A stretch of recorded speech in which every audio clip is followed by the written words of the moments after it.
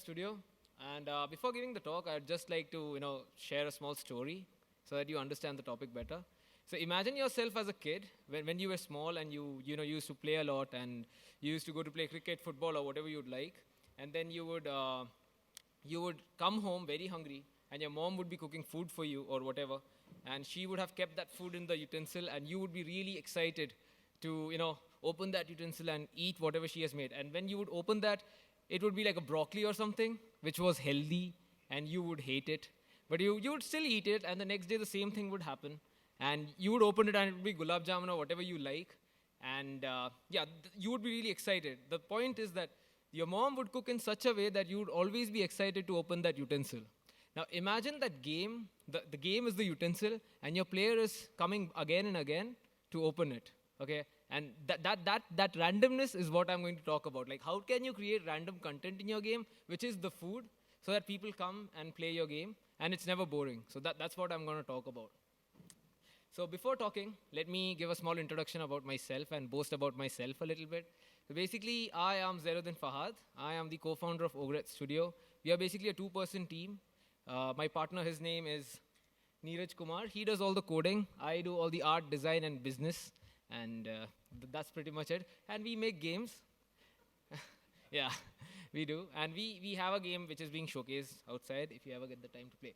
So my topic is going to be randomness in game design. And that's what I'm going to blabber about for the next 20 minutes of my time. So does anyone know what is random? The word random. Does anyone know what it is? Anyone?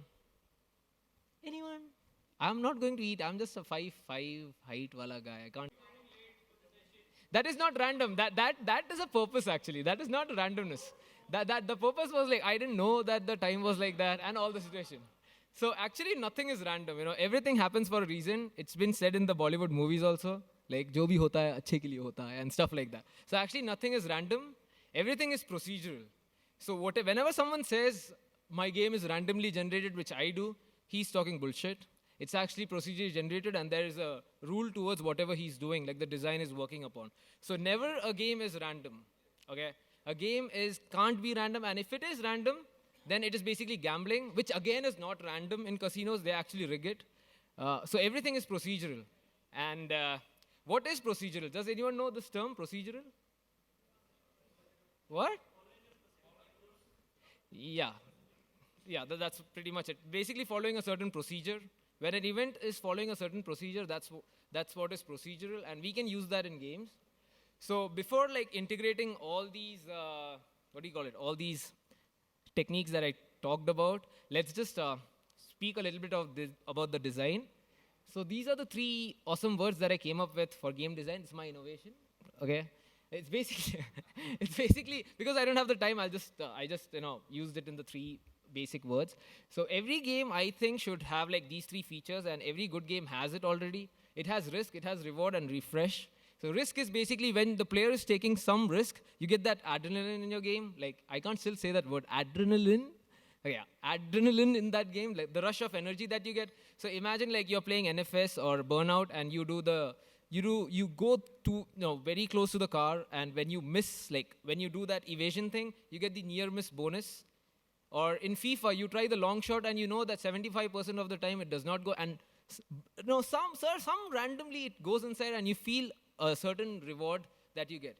That's when that risk is rewarded. And all games should have that thing, and it does have if you play CS, you guys play CS? Yeah, so when you score that headshot, you know that it's a risky thing that you're aiming for the head, which is 1 pixel. But when you get rewarded, you feel really good. And if you've played CS, once the round ends, you again go to the same buy screen, which is again refreshing the game. So you can't always have in a Bollywood movie where everything is super, high frequency thing, which is hitting your head, which is why it is so boring. It should always refresh again. So in CS, when you go back, every round ends, you again go to the buy screen, the pacing goes up, you shoot, everyone dies, you come back. So, that's what refreshes. And these 3 things are, I think, the key to any good game design. Obviously, there is more, which I have not put inside, but these 3 are summarizing all of it. So now let's cook the randomly generated level that we were speaking about using all these techniques. So imagine okay, it's an RPG game, and these are the types of room in your game. So you have spawn room, you have enemy room, you have special room. So spawn room is basically where you will spawn. Okay, that's where your player will spawn. Everyone understands the term spawn, right? Yeah, the spawn point, where you generate. And enemy room is basically where the enemy is going to spawn. Special is basically, where you get special items and stuff like that. So a bonus is, again, like a super legendary drop, which will happen. So you know, if you play Diablo or something like that, when a legendary item drops, that's when we call it like a legendary loot or something like that. And items it's basically a common item that you will reward a player. So as you see, we are adding actually risk, reward, and refresh in these, tile sets. And then you have the exit room where the player has to go to exit it. So, obviously, when you're making a randomly generated level or something like that, you already need these, key components in your level design to do it. So imagine now I have now taken all these chunks and randomly generated it without any rules or regulations. What will happen? There is a high chance of spawn, then exit, then enemy, then boss. Now, can anyone tell me like what is wrong with this thing?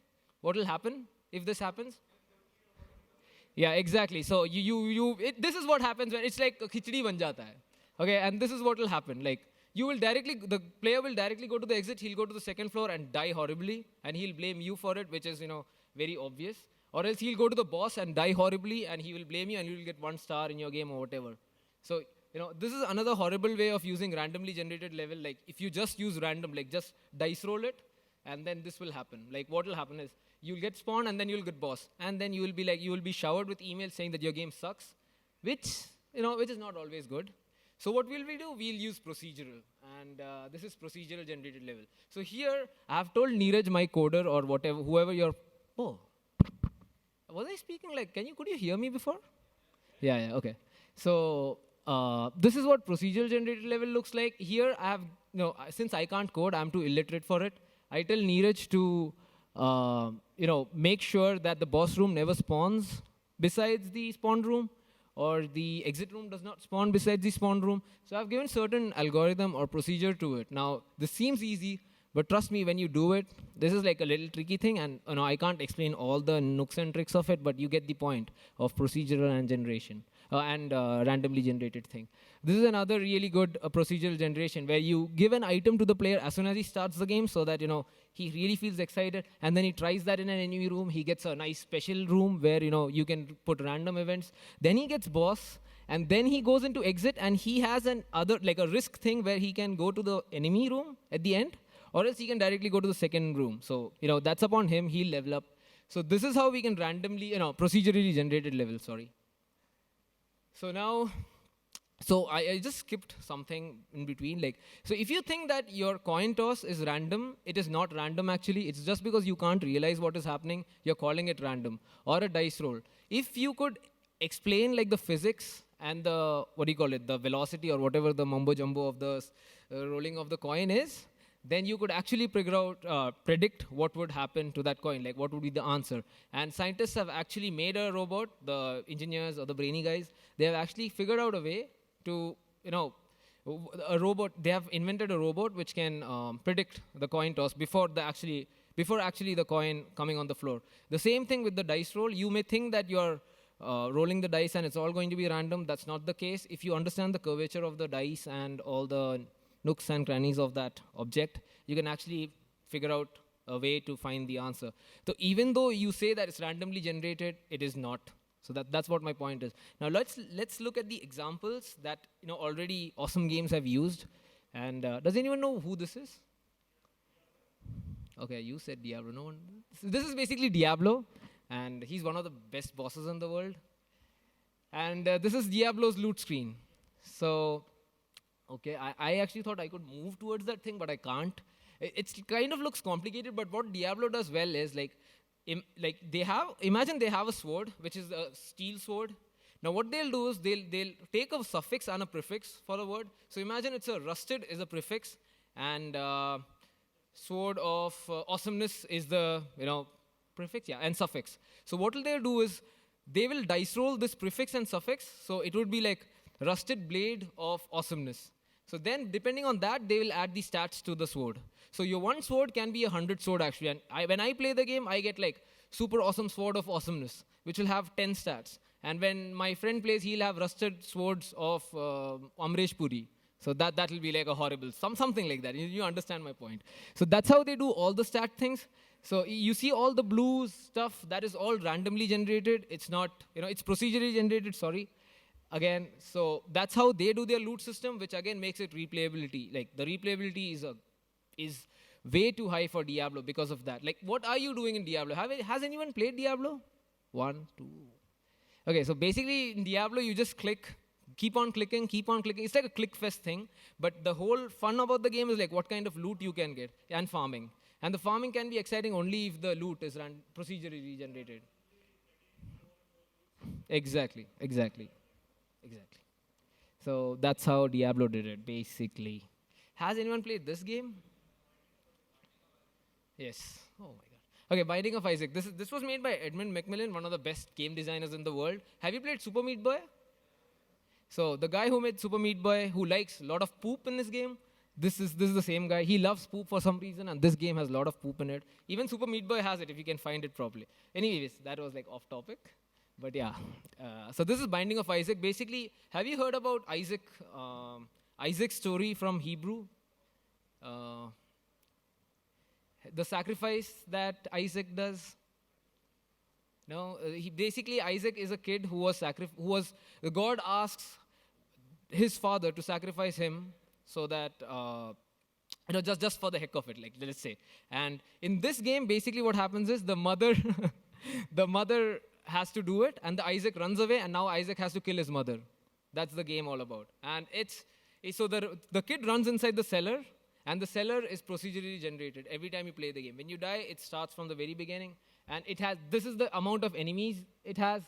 It has like amazing looking enemies.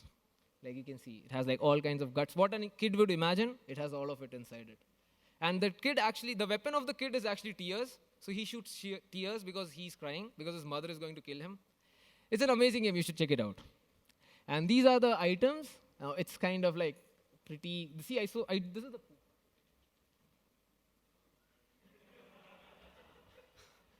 That is the poop, and there are a lot of nice things in there. Like it has pentagram, it has all the beautiful things, like mom's dagger, and mom's shoes, which he actually wears and runs, mom's lipstick. And it's a really nice game, very innovative. And yeah, so does anyone know which game this is? Yeah, this is my game. Anyways, yeah. So this is Asura, basically. So this is what the screenshot looks like. It's still under development. That's always my excuse for the game. So excuse for looking, for the game to look crappy. So I always say that I have to work more on it. Actually, it's done. Anyways. So this is basically, again, so the amazing part about the game, which I think is the randomly, procedurally generated skill tree. Like, if you guys have played Diablo Path of Exile, right? Has anyone heard about Path of Exile? So have you seen the skill tree of Path of Exile? Like how you have like, you can increase the stats, So in our game, what happens is, every time you play the game, the skill tree is going to be different. But when you die, you lose everything. You start from the very beginning. You lose all your powers. That's why it's inspired by roguelikes. So even the levels are procedurally generated, the items are procedurally generated. But one thing that we have tried to innovate is on the skill tree, which procedurally generates. So how we have done is like we have like 180 skills in the game. So they are like common skills, legendary skills, rare skills, and epic skills. And the one which is which is very close by, I'll again run.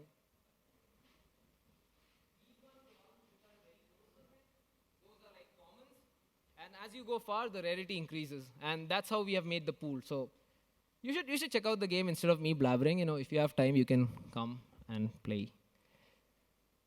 So how many people over here make games on mobile? Yeah, everyone. So it makes sense. So now how can you add these things in mobile? Like it's very difficult, right?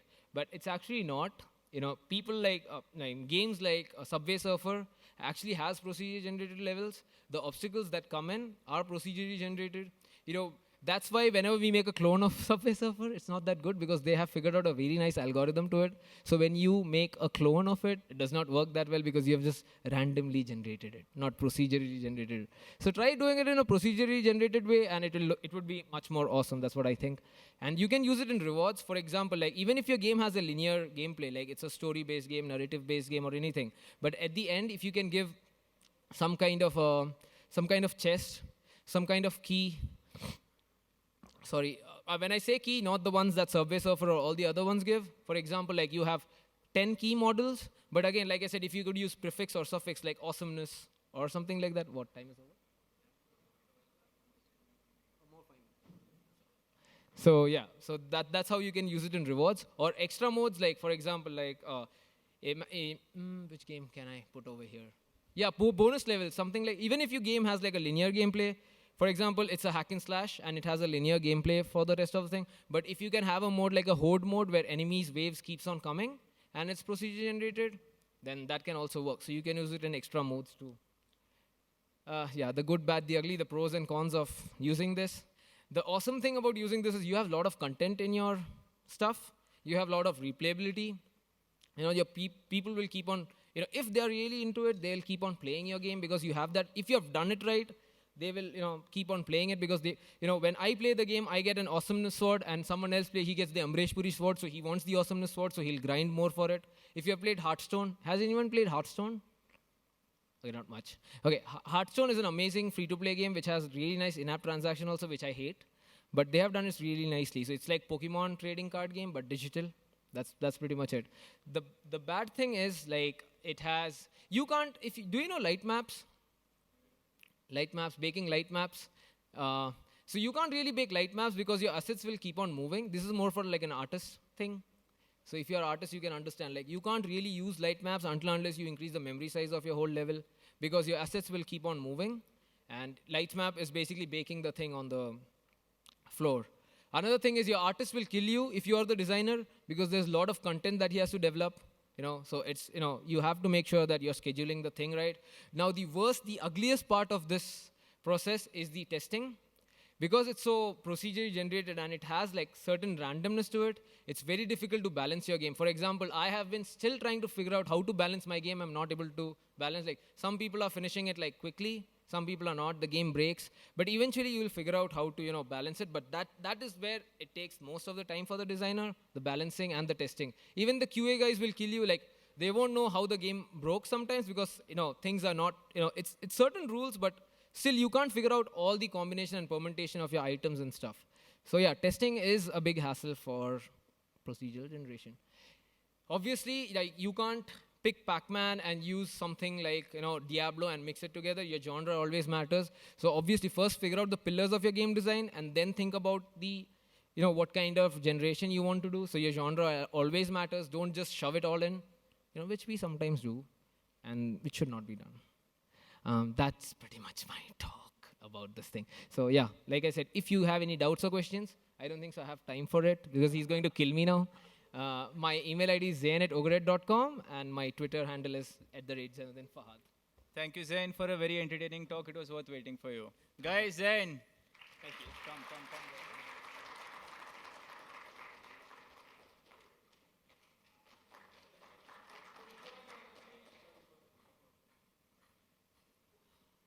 Thank you.